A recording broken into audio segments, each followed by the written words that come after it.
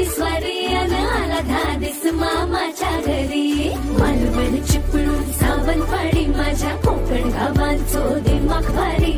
दिसते भारी गणपतीची स्वारी माझ्या कोकणा वाटे तुम्ही वलवा गाडी. धमाधमान हाका गाडी माझ्या कोकणचो रस्तो नागमोडी.